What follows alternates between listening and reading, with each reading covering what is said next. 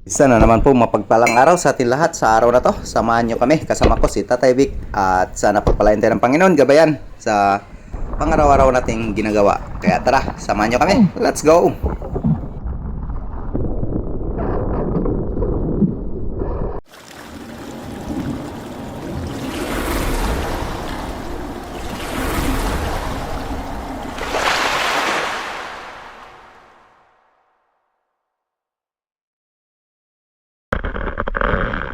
Huli, sapsap. Hindi pa tapos magtanggal. Marami na rin siguro yan. 2 kilo lang. Ayos na, pangulam. Libre na. Sorry.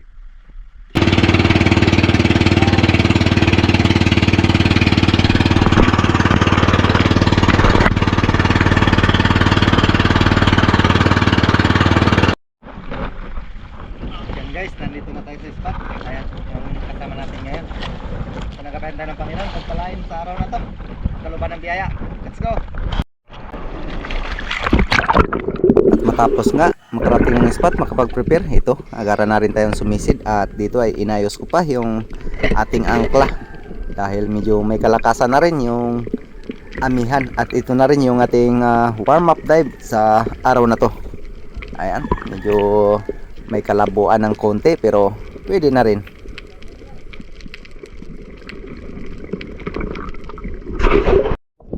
At dito sa pangalawang pagkakataon, sa pangalawang pagsisid natin ay sinubukan ko na mag-ambush dito sa harap ng malaking bato. Dahil minsan na itong napanaan ni Idol Joy Adventure ng GT.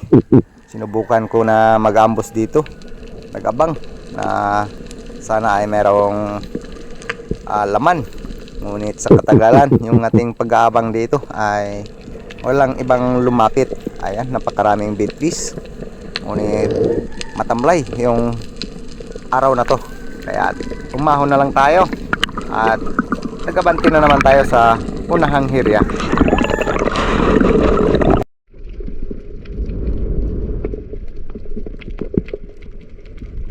At dito nga sa may bandang rawis ay sinubukan ko na mag-ambos. At dito meron tayong napansin na isang king mac.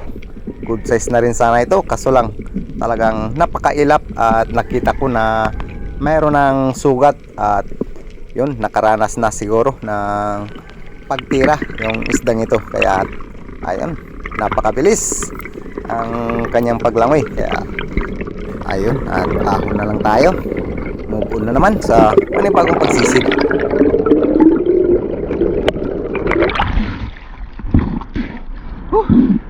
Mailap. Sayang, malaki na sana. At dito, habang nagpapahinga ako sa taas ay dumaan itong grupo ng King Mac. Ayan, medyo di pa ganong kalakihan, 2 kilo, sobra pa lang ito.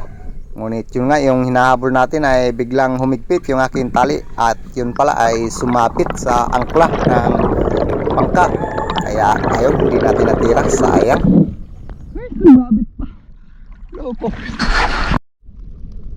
At dito nga, muli ko namang nakita yung grupo ng King Mac.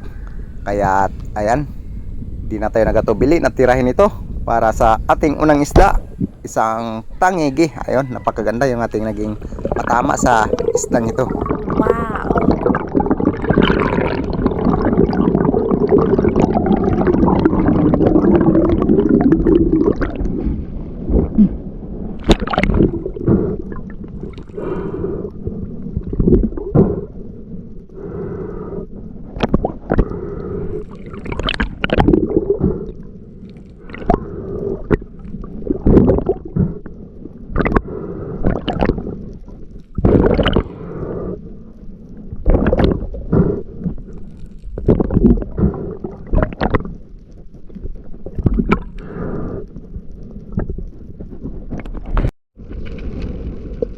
Dito sa pangalawang pagtira, ayan, tangigi pa rin. At ito rin yung grupo kanina, yung una nating tinira na King Mac. Ayan, pangalawang isda, tangigi pa rin. Ayan, salamat sa Panginoon dahil kahit medyo malabo ay pinagkaluban pa rin tayo.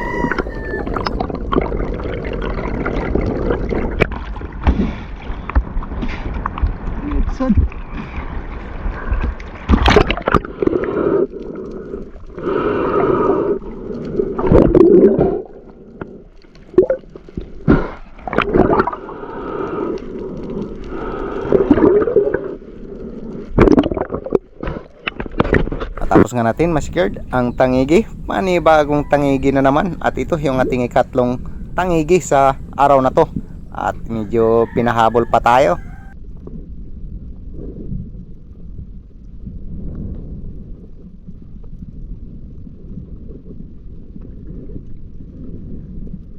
Medyo malayo na at buti na lang nung tirahin natin ay tinamaan naman, kaya goods yung ating ikatlong isda para sa araw na to. At talagang sulit at napakasarap ito sa kinilaw.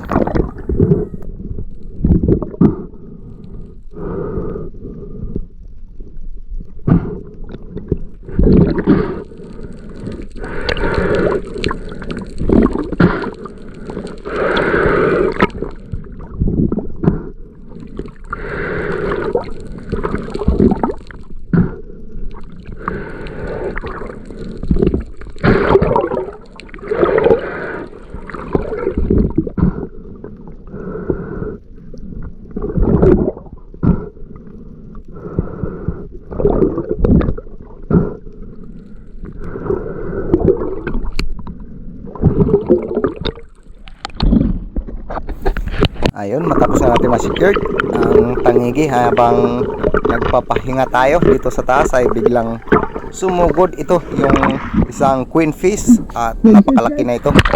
At sobra na rin, 5 kilo yung queen fish na ito.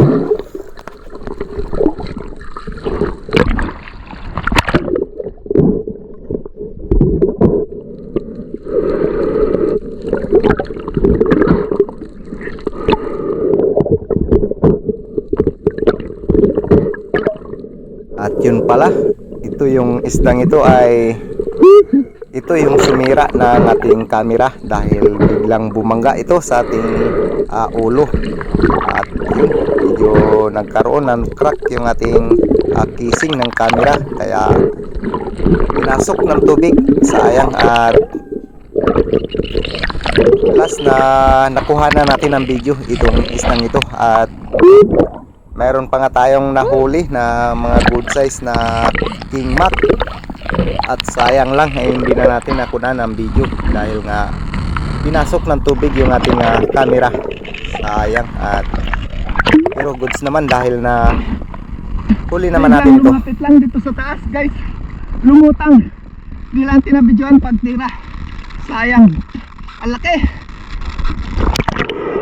At yun nga, nung pumunta kami sa Puerto, kami ni Bro Joseph, nung tinanggap namin yung regalo ni Sir Darius Pamadiko Pistiho, isang carbon invert na pana.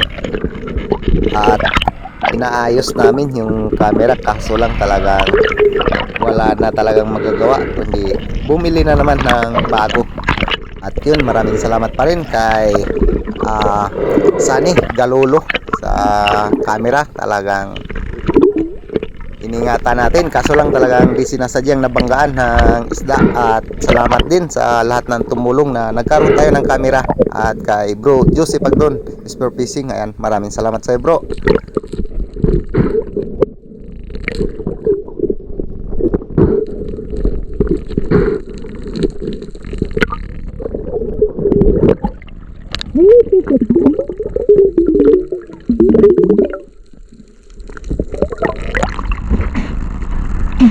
Ang laki, guys. Woohoo!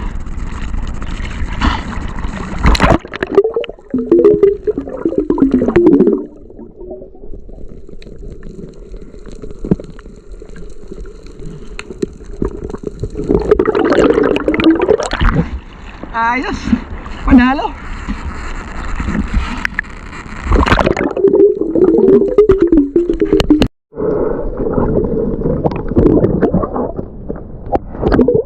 At dito nga ay hinatid ko muna sa bangka at di ko napansin na may crack na pala yung ating camera. Kaya nung aking pagsisid ulit ay doon ko na napansin na talagang puno na yung ating casing ng tubig. Kaya ayun, last na video na ito, yung queen fish na ito.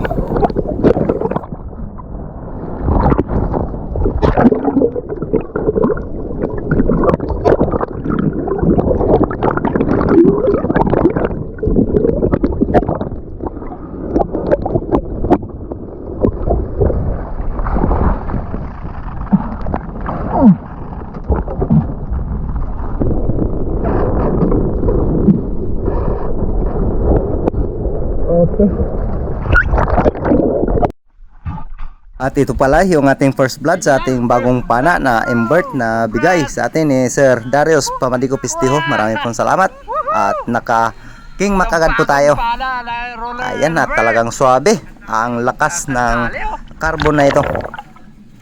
Maraming salamat po Sir Darius Pamadico Pistiho at kay Silent Hunter Bugoy dahil siya po ang naka-video sa atin.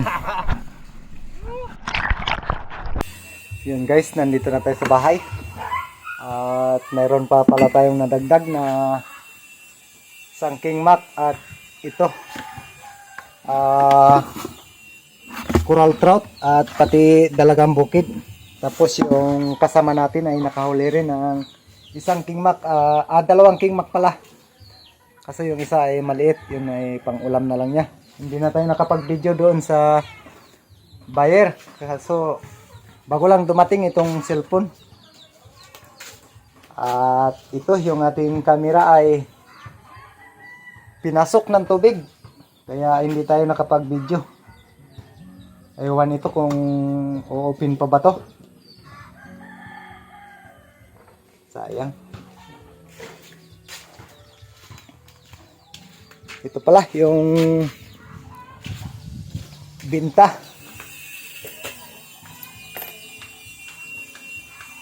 Ayan. Yung dalawang tangigi ay 6.7 times 160, 1,072. Ang queen fish o lapis, ang tawag sa amin ay lapis, 5 kilos times 70, 335. And total is 1,422. Ayan, yung blessing sa atin. Ito yung problema. Ayan, maraming salamat pa rin sa Panginoon dahil pinagkaluban pa rin tayo ng biyaya. Okay. Ito pala yung sumunod na araw na naglao tayo pero wala ng camera. Isang tangigi, nag-iisa lang po ito. Kasama ko pa rin dito si Tatay Vic at laki nito. 12 kilos yung tangiging ito. 15 siguro. 15 ayos kilos. At panalo yung dive natin. Hindi natin na Kahit na videohan hindi natin dahil nakuha ng video. Okay, salamat pa rin sa Panginoon sa paggabay at pagbigay ng blessing sa atin. Sayang. Okay, maraming salamat po sa patuloy na suporta at pagsama, pagtangkilik po sa lahat ng adventure na ating ginagawa.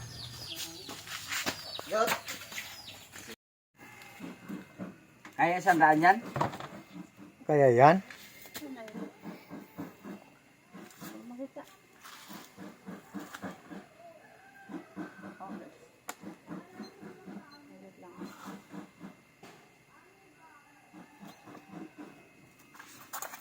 Kaya?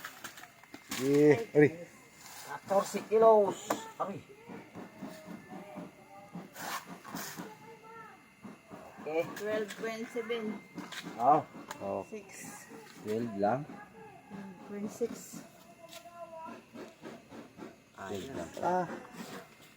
Pwede na. 12.6. Ay. Ayos na rin. Yan guys, yung bayad ng 12.6 2016. Okay, goods na rin. Ayos. Yun, at shoutout po tayo. Maraming pong salamat sa lahat na patuloy na sumasamat ng matangkilik po sa lahat ng adventure natin na ginagawa. At mega love shoutout po kay Sir Elvis Montales and family ng Asluman, Hamtik, Antique. Shoutout po kay Kasalom TV at Tata Untoy, Fuji Edward ng Quezon Province. Maraming salamat po. At Johnny Haikten. At kay Nanay Ruby. Shoutout po. Kay Marcelo Bernaldez. At Idi Muradas. Shoutout po. Kay Larimo Silario Lacuachero. At Danilo Adalim and Chods Prince Adalim ng Santa Rosa, Isiha. Maraming pong salamat. At Jire Linisis ng Marikina City. Ayan. At Hanford de San Jose family ng Kaloya Antique. Shoutout po. Kay Ma'am Michelle at Ronald Imbudo. Ayun, kay Dennis De La Cruz and family ng Naikabiti. Shoutout po. Kay Joel Bail at Eduardo Hyunson, Robin Lara. Shoutout po. At Asyong Sandara from Italy. Maraming pong salamat. At kay Ribando Silongo ng Las Piñas City, Manila. Shoutout po. At kay Idol Rafi is for fishing. Marami pong salamat. At kay Bro Nestor at Nestor De La Rosa from Saudi. Marami pong salamat. At kay Francis Salvius ng Santa Teresita. Yan. Kay Giovanni Josico ng Taguig, Manila. Shoutout po. At shoutout din po kay Edgardo Franco. At pati na rin sa kanyang asawa ng Biliran. Ayun, maraming pong salamat. At kay Ramon Navarro and family ng Buhol, Dumaran. Shoutout po. At kay Jose Ari Subal ng Batong Kitan Nipa, Palanas, Masbate. Ang shoutout po ay galing kay Sir Eddie Muradas. Marami pong salamat. At Manoy Neil Vlog. Shoutout po. At marami pong salamat. Kita-kits na naman po tayo sa susunod na adventure natin ang gagawin. At ingat po tayo palagi. Advance and Merry Christmas at Happy New Year. Marami pong salamat. God bless.